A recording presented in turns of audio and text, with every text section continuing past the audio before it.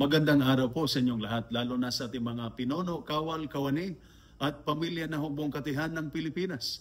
Ako po si Father Dion, isang paring katoliko ng Military Ordinariate of the Philippines at ang Post-Catholic Chaplain ng Headquarters and Headquarters Support Group ng Philippine Army. At ito po ang salita ng Diyos, ang ating gabay. Ngayon po ay Sunday, November 30, 2025, ng unang linggo ng Adbyento. Ngayong araw, sinisimulan natin ang bagong taon ng simbahan.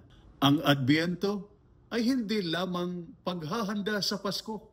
Ito ay isang spiritual wake-up call ng Diyos.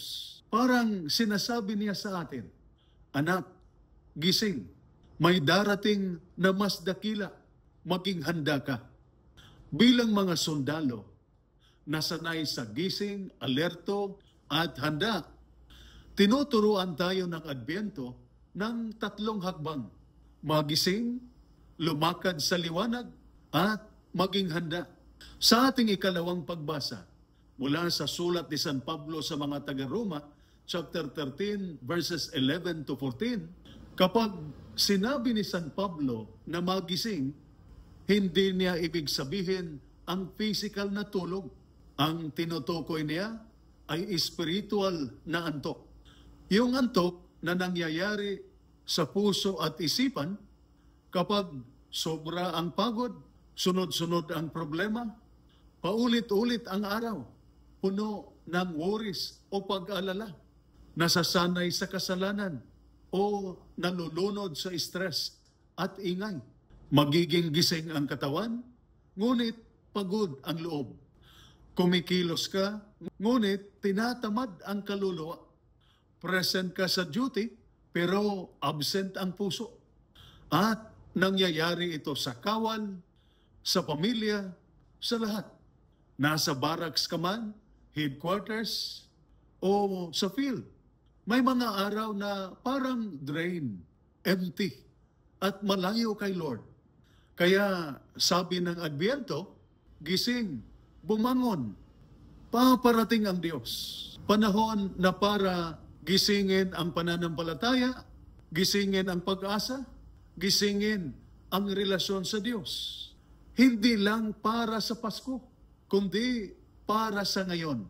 Nais pumasok ang Diyos sa pamilya mo, sa trabaho mo, hirap at pagod mo, at sa ordinaryong araw-araw mo. Dumadalaw siya sa mga pusong gising at handang makinig. Magbago, magsimula muli, at magbigay ng espasyo sa Kanya. Sa ating unang pagbasa, mula sa aklat ni Propeta Isaias, chapter 2, verses 1 to 5, nagpakita si Isaias ng magandang larawan. Mga taong umaakyat sa bundok ng Diyos at naglalakad sa Kanyang liwanag. Para sa mga sundalo, ito ang mensahe. Kung gusto mong maging tunay na matatag, mamuhay sa liwanag. At ang lumakad sa liwanag ay hindi komplikado. Hindi kailangan ng medalya para dito. Ito ay simpleng pagpili ng tama araw-araw. Katapatan kaysa mabilisan. Kabaitan kaysa galit. Pagpapatawad kaysa tampo. Panalangin kaysa panik. Kapayapaan kaysa pride. Hindi kailangang perpekto. Hindi kailangang malaki ang gagawin. Kailangan lang maliit pero tapat na hakbang papunta sa Diyos. Maikling dasal bago umalis sa barracks o bahay. Paghingi ng sorry kung may nasaktan. Simpleng tulong sa kapwa sundalo. Paggawa ng tama kahit walang nakakakita. Ang maliit na hakbang na ito ay nagiging malaking hakbang sa kapayapaan. Kapayapaan ng isip, puso at pamilya. Sa ating Ebanghelyo, mula sa Ebanghelyo ni San Mateo, chapter 24, verses 37 to 44, sabi ni Jesus, manatiling gising. Hindi para takutin tayo, kundi para ituon tayo. Pinaalala niya ang panahon ni Noe.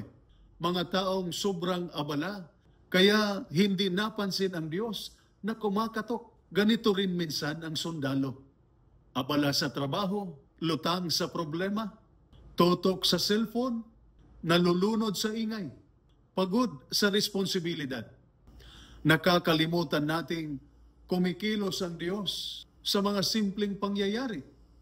Tinuturo ng Ebanghelyo ang tatlong tanong. Una, sobra ba akong abala para mapansin ang Diyos? Minsan, gising ang katawan, ngunit pagod ang espiritu. Pangalawa, lagi ko bang ipinagpaliban ang mahalaga?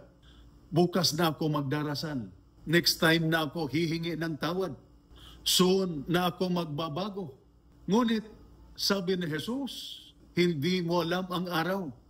Pangatlo, handa ba ako hindi lang sa Pasko, kundi sa pagdating ni Kristo?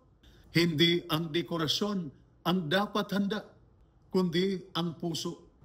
Ang pagiging handa ay hindi takot o pagiging perpekto. Ito ay pamumuhay araw-araw na may pananampalataya, pagpapakumbaba, pag-ibig at malasakit. Kaya kapag kumakatok si Kristo sa pamamagitan ng hamon, biyaya, pagkakataong gumawa ng mabuti, kapwa sundalo na nangangailangan o panawagan na magbago, handa tayong tumugon. Ang pagiging handa ay pamumuhay na parang dadaan si Jesus ngayon para kapag tumawag siya, makikilala natin ang kanyang tinig at tutugon na may pananampalataya, kababaang loob at pagmamahal.